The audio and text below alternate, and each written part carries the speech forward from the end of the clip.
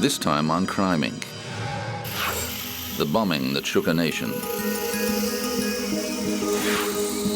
Paris, May 1968. The hijacks that ended at Dawson's Field. Naomi Campbell's costly temper tantrum. And gang wars in Liverpool. But first, the Black Dahlia.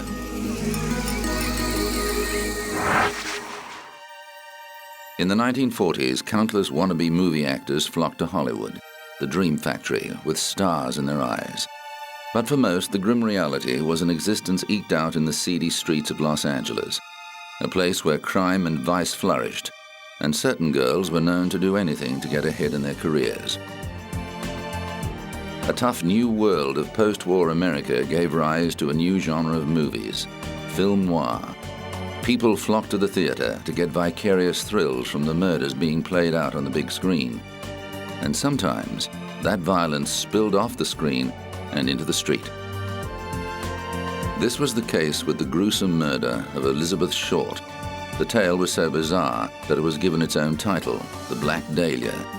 The 22-year-old aspiring actress was discovered in a vacant lot near Hollywood. Her new body had been cut in half, drained of blood, and was bruised and battered. Rope marks on her arms indicated she'd been tied up. A savage knife wound that carved from the corner of her mouth to her ears disfigured her face. From the beginning, the public was morbidly fascinated by the murder. Who was this woman? Why had she been treated so brutally? With help from a local newspaper, police sent her fingerprints via a sound photo machine and discovered she was on their records as a former mailroom employee at a Californian Army base. They also found a mugshot taken following her arrest for underage drinking in Santa Barbara. Authorities and newspaper men uncovered photos of Short that showed a beautiful and vivacious woman who dyed her hair jet black and wore mostly black clothes. Known as Bet to her family, she moved to California aged 19 to try to break into the movie business. Short worked in various jobs and partied with many men. 7 days before her death, she wrote a former boyfriend that she planned to move to Chicago and look for work as a fashion model, but that ambition was cruelly thwarted. Police trawled through hundreds of suspects, concentrating on the men Short had been seeing and narrowing it down to 22 people of interest. But they were hampered by many false leads, including confessions from both the mentally disturbed and attention seekers. The case continues to inspire movie makers. The latest version of the story came to the screen in 2007 at the hands of veteran director Brian De Palma. The fictionalized account starred Josh Hartnett, Aaron Eckhart, and Scarlett Johansson. De Palma said the modern film noir fleshed out the tragic story using a mix of real and imagined elements. Well, you have to keep the kind of interlocking storylines, and they are very complex because one thing reveals something about something else, and you have to find images that hook into the audience's mind, like Gwyn Payne, in which I found that old silent movie where you saw the Hugo story brought to the screen. So you have that image of that leering face that's going to pay off later in the way that the dahlia is cut across the mouth. But it's sort of planting all these sort of subconscious images into the audience's mind, and then as Josh puts the puzzle together, you begin to see how they all work to solve the mystery. But in real life, Elizabeth Short's sad demise remains unsolved, a true Hollywood mystery.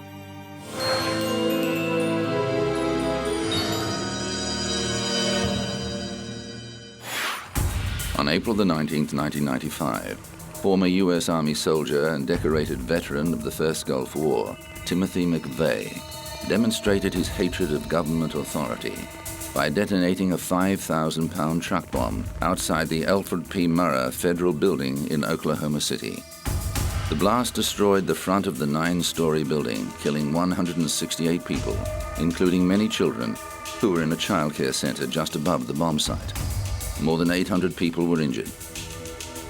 As a massive rescue operation swung into action, police began the investigation, which became the biggest in American history. 90 minutes after the explosion, McVeigh was arrested for driving a vehicle without registration plates. Just before his release, 48 hours later, authorities connected him with the bombing after discovering that the truck that carried the bomb had been rented under one of McVeigh's aliases. Then the search was one for McVeigh's army buddy, Terry Nichols, who helped the veteran load the explosives on the truck. Their friend Michael Fortier was also charged with failing to inform authorities of the imminent attack. After an extensive trial, McVeigh was convicted on 11 counts of murder and conspiracy. He was sentenced to death and executed in 2001. Nichols stood trial twice. He was first found guilty of conspiring to build a weapon of mass destruction and 8 counts of involuntary manslaughter of federal officers and sentenced to life imprisonment. Then in 2004, he was found guilty of 161 counts of first-degree murder and sentenced to 161 consecutive life terms without the possibility of parole. In return for lesser charges, Fortier pleaded guilty and testified for the prosecution. He served 8 years of a 12-year sentence and was released into the Witness Protection Program. Today, the site of the bombing has been transformed into a national park that contains a memorial commemorating those who lost their lives in one of the worst acts of terrorism in U.S. history.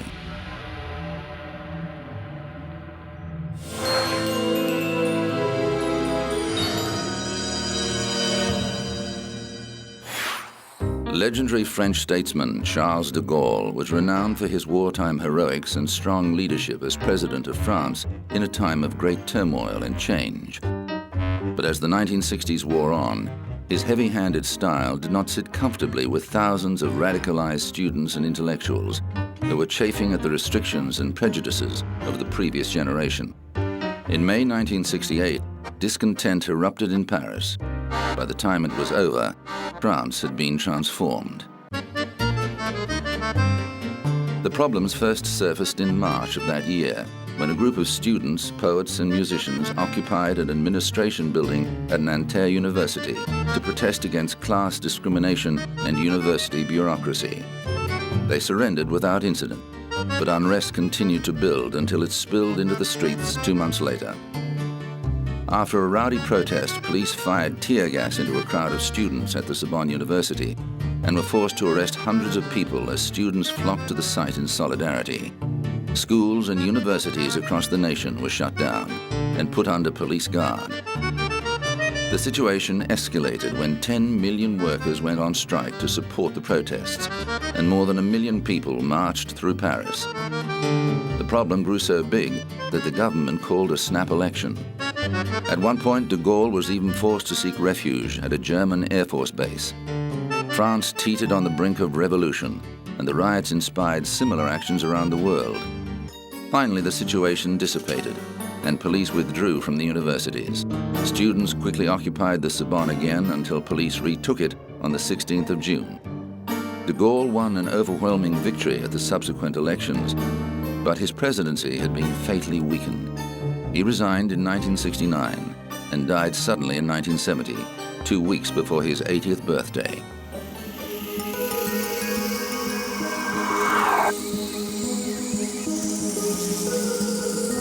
Coming up, the hijack that ended at Dawson's Field.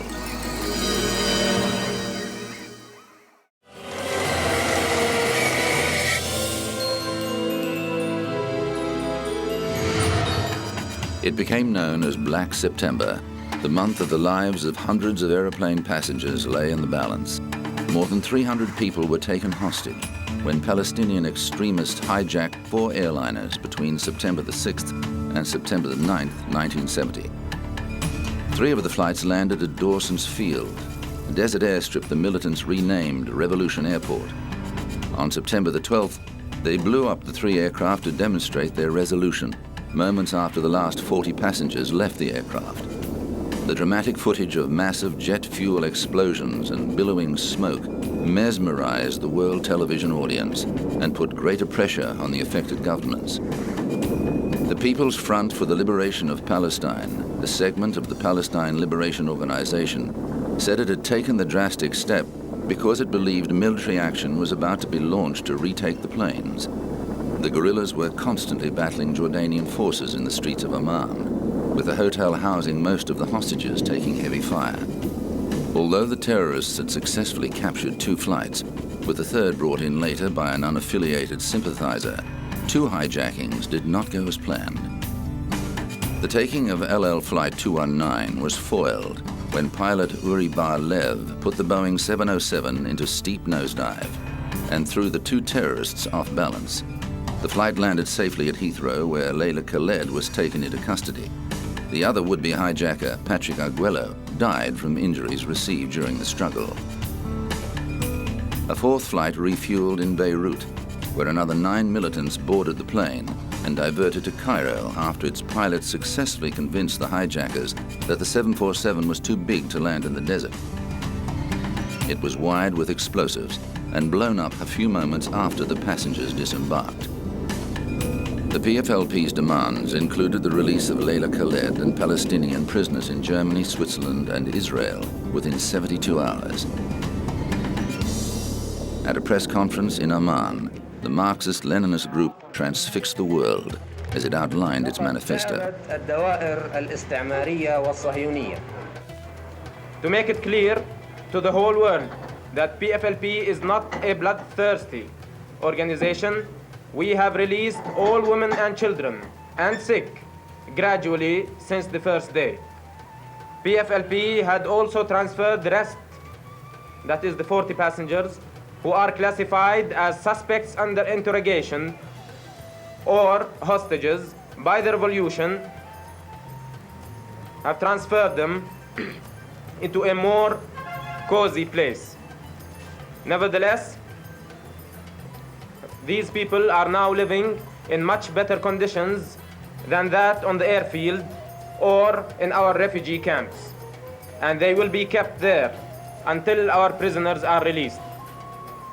PFLP had destroyed completely today the 3 planes, practicing one of its strategical lines to hit the imperialist and Zionist interests all over the world, and in reaction to the stand of the imperialist and Zionist powers. Behind the scenes, there was tension between allies Britain and the United States after British Prime Minister Edward Heath decided to secretly negotiate with the terrorists. US President Richard Nixon, on the other hand, favored direct military action.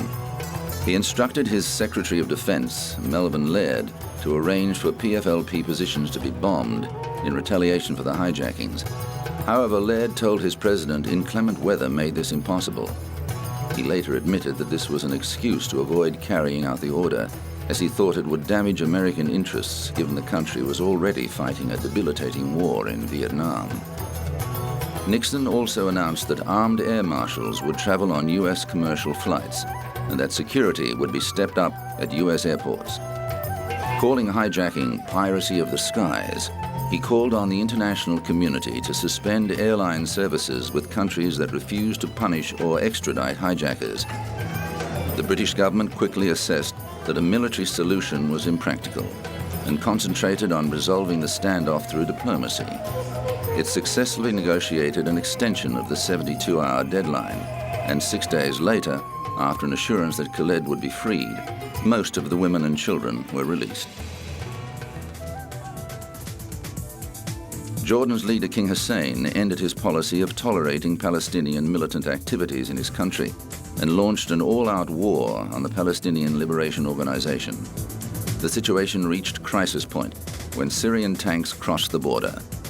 Hussein took the unprecedented step of secretly requesting that Israel launch a counterstrike, an appeal it denied.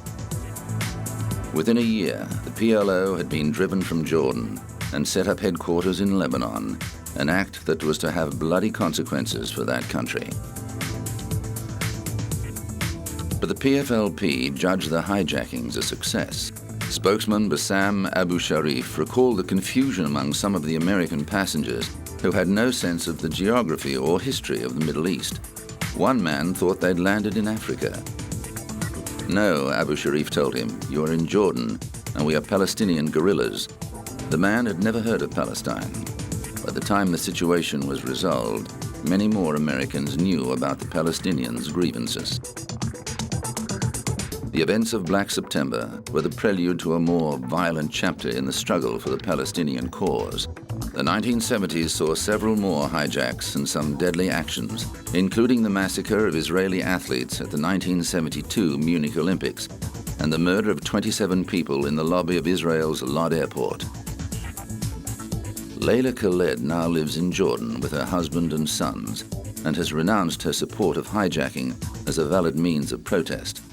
However, she says she stands by her actions in 1970 and believes the hijackings brought the Palestinian cause to world attention and demonstrated that governments could be held to ransom when the lives of their citizens were under threat. After the Dawson's Field hijackings, air travel was never the same again.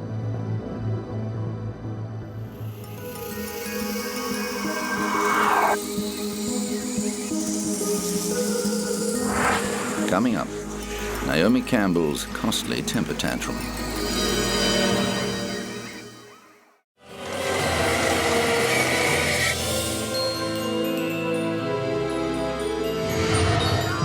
World-famous supermodel Naomi Campbell attracts attention wherever she goes. Since starting on the catwalk at the tender age of 15, Campbell has built a lucrative career in the beauty industry. She's appeared on the cover of Vogue, posed nude for Playboy, and starred in a string of music videos. Her ghost-written novel Swan was a bestseller, and she's worked on many charity projects for the people of sub-Saharan Africa. Campbell counts former South African leader Nelson Mandela as one of her friends. But as well as her exotic beauty, the model is also renowned for her fiery temper, a trait that has got into hot water on more than one occasion. In 2000, Campbell pleaded guilty to assaulting her assistant Georgina Galanis with a phone. The Toronto court cleared her record in exchange for her expression of remorse.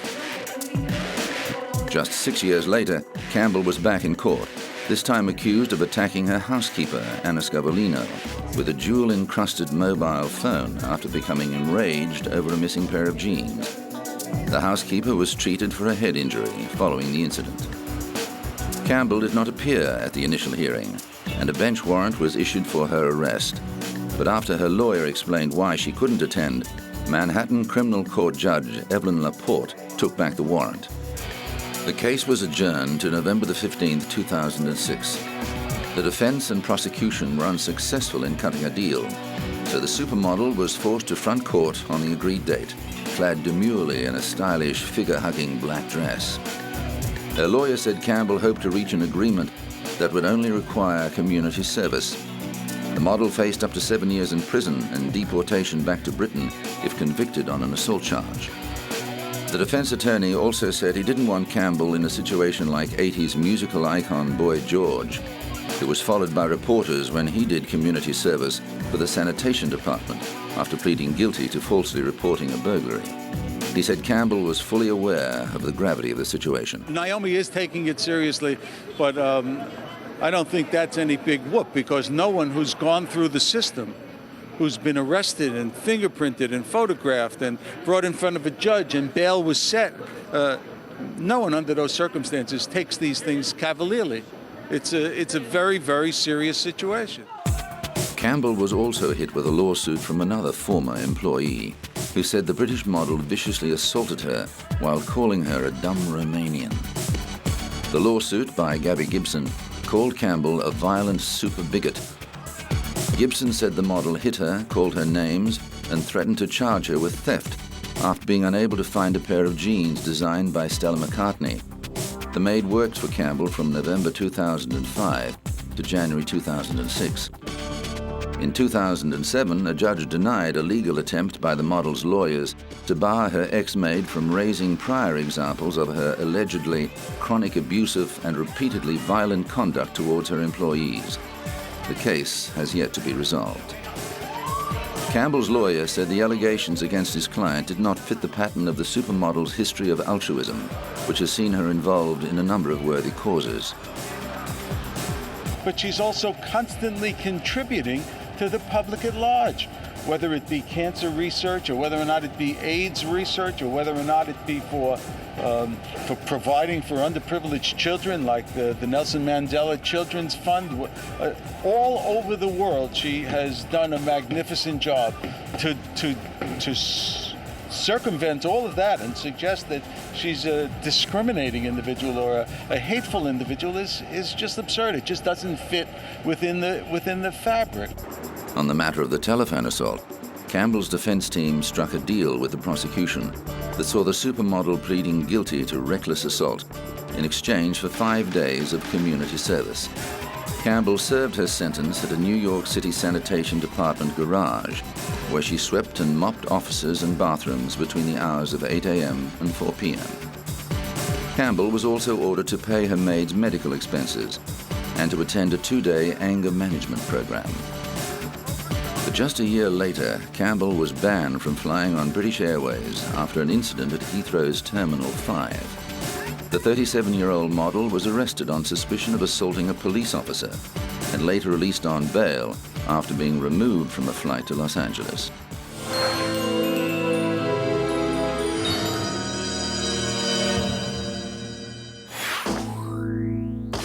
Britain's police traditionally patrol without firearms, but Liverpool's gangland wars of the mid-90s were so violent that Mersey police took the unusual step of taking to the streets fully armed.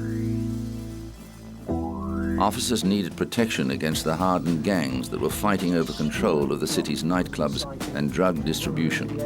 The explosive dispute led to the shooting death of David Ungi, the head of a powerful local family, in May 1995.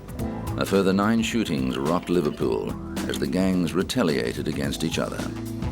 What concerns me is the lowering of the threshold of what used to be unacceptable behaviour, where people are now willing to use firearms, whereas perhaps in the past they would have used fists or knives.